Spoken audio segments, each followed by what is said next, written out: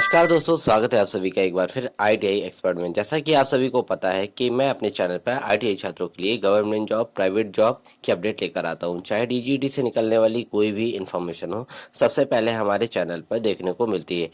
आज हम जिस भर्ती की बात करने वाले हैं वो गाइस रेलवे में अप्रेंटिसशिप की निकली हुई है।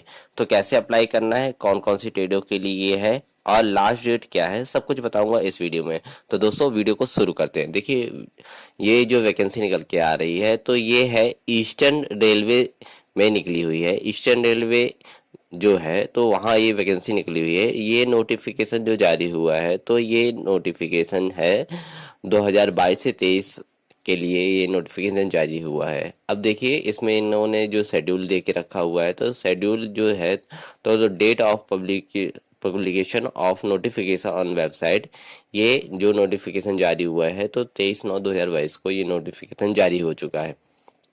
अब बात आती है ओपनिंग डेट ऑन एप्लीकेशन की कि ये कब से भरे जाएंगे फॉर्म इसके। तो ये 30/9/2022 से ये फॉर्म फिलअप किए जाएंगे और इसकी जो closing date of online application की है तो 29/10/2022 तक ये फॉर्म भरे जाएंगे। मतलब एक महीने तक का समय है आपके पास इस फॉर्म को फिल करने के लिए। तो दोस्तों ज़रूर आप इस पे अप्लाई करिए, जो अभी पास आउट है और जो पहले भी पास कर चुके हैं पिछले साल बच्चे, वो सारे अप्लाई कर सकते हैं। फिर देखिए इसमें कौन कौन अप्लाई कर, कहाँ ये वैकेंसी कौन कौन से डिवीज़न में निकली हुई है। तो देखिए यहाँ इन्होंने बता के रखा है कि हावड़ा डिवीज़न में जो वैकेंसी निकल के आ रही हैं तो हावड़ा डिवीज़न में देखिए फिटर की जो नंबर ऑफ वैकेंसी है तो अलग अलग कैटेगरी को मिला के 281 वैकेंसी हैं। तो देखिए अच्छी खासी यहाँ वैकेंसी निकल के आ रही है, चाहे जनरल वाले कैंडिडेट के लिए हो, चाहे ईडब्ल्यूएस के हो, एससी एसटी ओबीसी सारे कैंडिडेटों के लिए अच्छी खासी वैकेंसी सामने निकल के आ रही है। 281 यहाँ टोटल पोस्टें फिटर ट्रेड के छात्रों के लिए दी गई हैं। फिर इसके बाद बात आती है कि वेल्डर छात्रों के लिए। तो वेल्डर ट्रेड के छात्रों के लिए देखिए कम वैकेंसी है, ज़्यादा वैकेंसी इसमें नहीं है। तो यहाँ 61 वैकेंसी टोटल दिखाई दे रही हैं। इसके बाद और भी जो ट्रेड हैं देखिए, यहाँ है मैकेनिकल वालों के लिए है, मशीनिस्ट की है, कारपेंटर की है, पेंटर की है, लाइनमैन की है, वायरमैन की है, आरएसी वालों के लिए है, इलेक्ट्रीशियन वालों की जो वैकेंसी है तो इलेक्ट्रीशियन वालों की भी अच्छी खासी वैकेंसी है। 89 पोस्टें हैं यूआर कैंडिडेट के लिए और टोटल नंबर ऑफ पोस्ट कहा जाए तो 220 यहाँ दी हुई है। इस तरह से नंबर ऑफ टोटल पोस्ट जो निकल के आ रही हैं ये 12 ट्रेडों के लिए, तो यहाँ 659 पोस्टें टोटल हैं।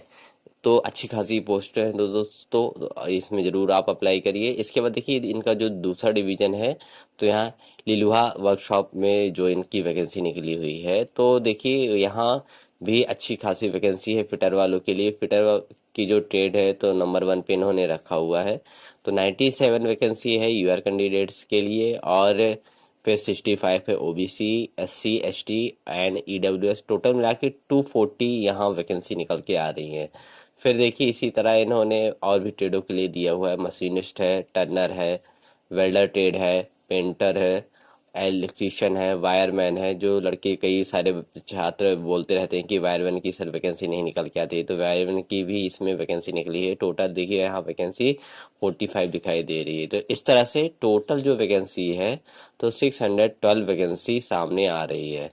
तो आप सभी आप जल्द से जल्द अप्लाई करिए। इसके बाद इनका जो नेक्स्ट डिवीज़न है तो नेक्स्ट डिवीज़न देखिए सेल्डर डिवीज़न जो है तो यहाँ देखिए, यहाँ भी इलेक्ट्रीशियन फिटर की जो ये वैकेंसी है तो यहाँ नंबर ऑफ पोस्ट हैं 47 है। इस तरह से फिर इलेक्ट्रिकल जी करके इन्होंने जो इसका कोड दिया हुआ है तो यहाँ भी देखिए number of vacancy total 60/20 and इस तरह से काफ़ी सारी वैकेंसियां हैं। तो आप यहाँ जल्द से जल्द अप्लाई करिए। देखिए टोटल नंबर ऑफ पोस्ट की हम बात करते हैं तो 440 यहाँ दिया हुआ है। फिर इसके बाद इनका जो नेक्स्ट डिवीज़न है तो उसके बारे में बात करते हैं। तो ये देखिए यहाँ एक इनका नेक्स्ट डिवीज़न जो है तो कचन भारत वर्कशॉप जो यहाँ इनका है तो इसमें भी देखिए कुछ यहाँ भी वैकेंसियाँ हैं।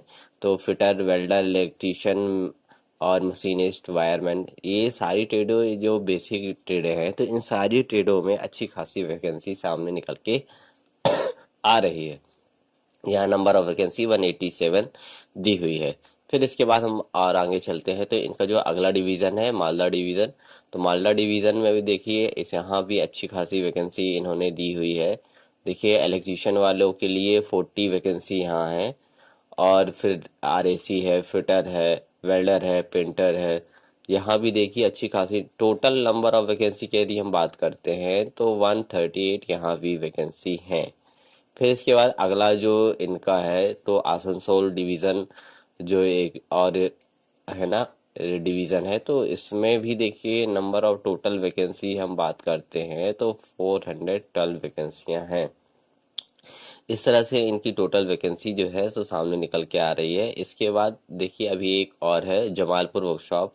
यहाँ भी देखिए फिटर वालों के लिए यहाँ तो बहुत ही अच्छा मौका है, क्योंकि यहाँ 101 पोस्टें यूआर कैंडिडेट्स के लिए है। टोटल नंबर ऑफ जो पोस्टें हैं तो 251 पोस्टें हैं।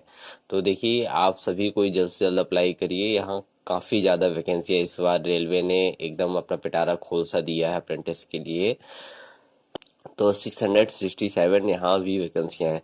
अब बात आती है कि रिजर्वेशन की। रिजर्वेशन कोटे के तहत देखिए ST SC OBC के जो कैंडिडेट कहलाते हैं, PWD हो गया है ना जो तो ये सारी कैटेगरी की जो कैंडिडेट है तो रिजर्वेशन कैंडिडेट कहलाते हैं। ठीक है, अब बात आती है कि इसमें कौन कौन से person with the benchmark disabled, जो भी जैसे कोई भी डिसेबल्ड पर्सन है तो उसके लिए आपको अपना सर्टिफिकेट वगैरह बना के रखना पड़ेगा, क्योंकि आपका यदि सिलेक्शन हो जाता तो आपको वो देना पड़ेगा।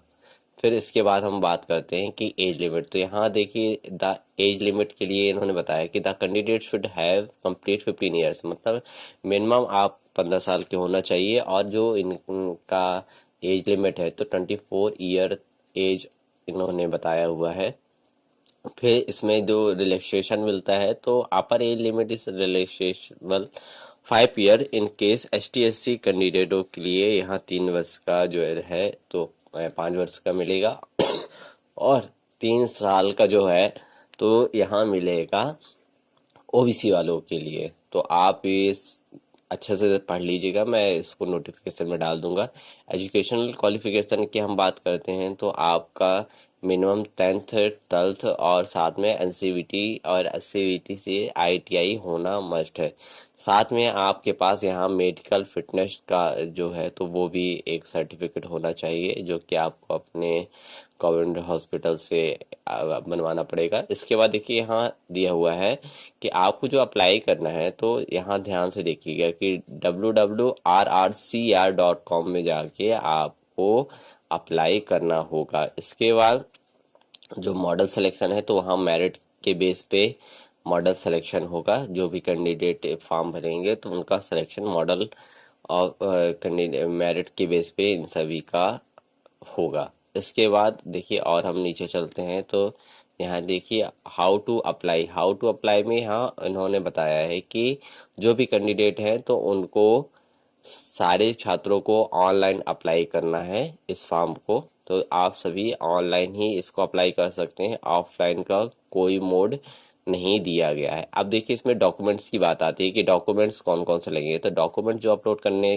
के लिए लगेंगे तो इसमें स्कैन फोटोग्राफ लगेगा आपका, उसके बाद स्कैन सिग्नेचर लगेगा, इसके बाद है स्टैंडर्ड 8th एंड 10th की मार्कशीट लगेगी आपकी, ITI सर्टिफिकेट, NCVT और SCVT कोई भी हो आपके पास तो वो लगेगा। इसके बाद इन्होंने बताया है कि community certificate SC ST OBC candidates के लगेंगे। यदि आप कोई भी यदि डिसेबल्ड पर्सन है तो उसका डिसेबल्ड का सर्टिफिकेट भी लगेगा।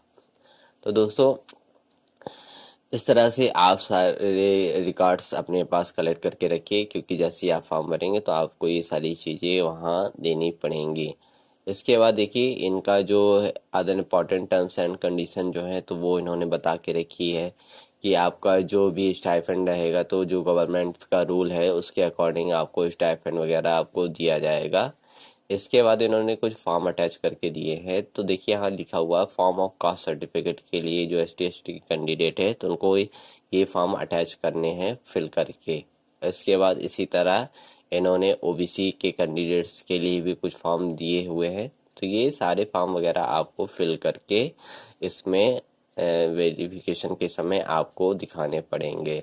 साथ में मेडिकल फिटनेस का भी इन्होंने फॉर्म अटैच करके दिया हुआ है, तो आप उसको भी अच्छे से भर के और अपने पास रखिए, क्योंकि जब आपका वेरिफिकेशन होगा तो उस समय आपको ये सारी चीज़ें दिखानी पड़ेंगी। तो दोस्तों, आपको ये जो वैकेंसी है तो इसमें भाग लेना चाहिए, जो भी ITI कैंडिडेट है।